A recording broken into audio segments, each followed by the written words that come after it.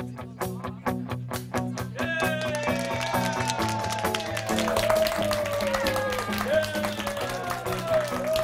when you're at work, do you think about who's on your team and how that might affect your job and your results? A new book called Better Together explores the way a balanced team between men and women leads to greater success. Joining me now is the book's author, Jonathan Sposato. It's so good to have you here. So we've had social data already that indicates that more people, a bigger group, will come up with a better result than one single person will.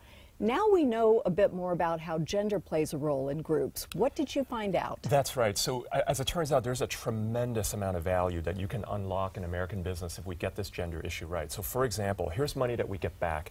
There's an estimated $16 billion a year that we lose as American businesses to women leaving their jobs simply because of unfairness, sexual discrimination, sexual harassment.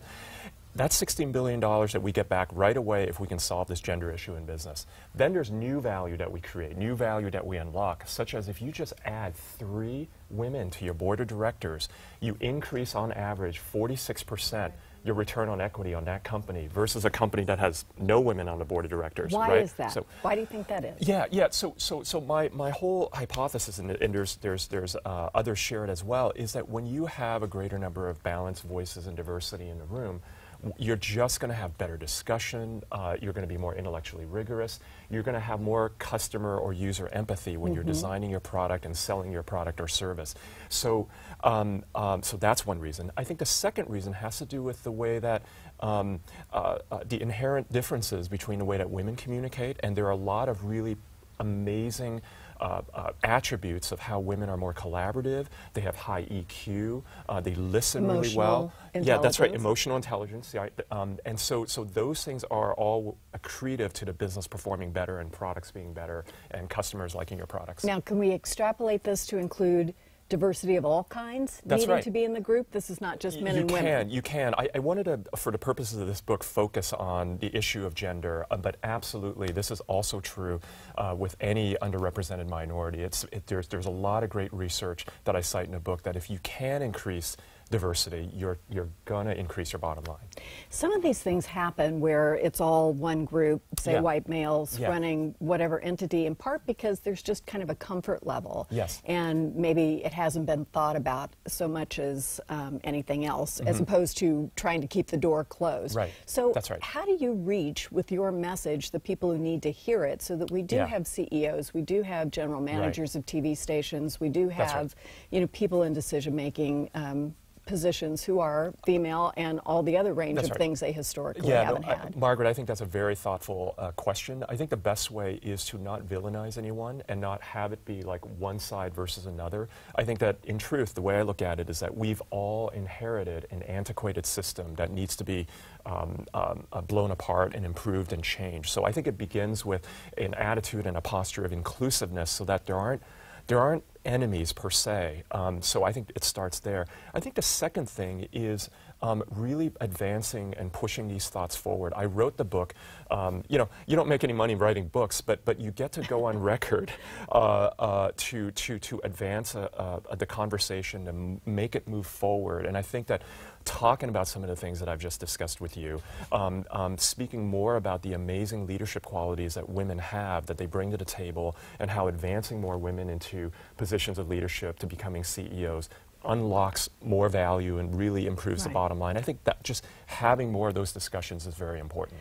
Well, I think you're right, and businesses will be appealed to by the bottom line, and hopefully we can sort of respond as a civil society saying, hey, the world's just a better place when everybody's included and all boats float with the tide when we do better. Were you surprised by what you found?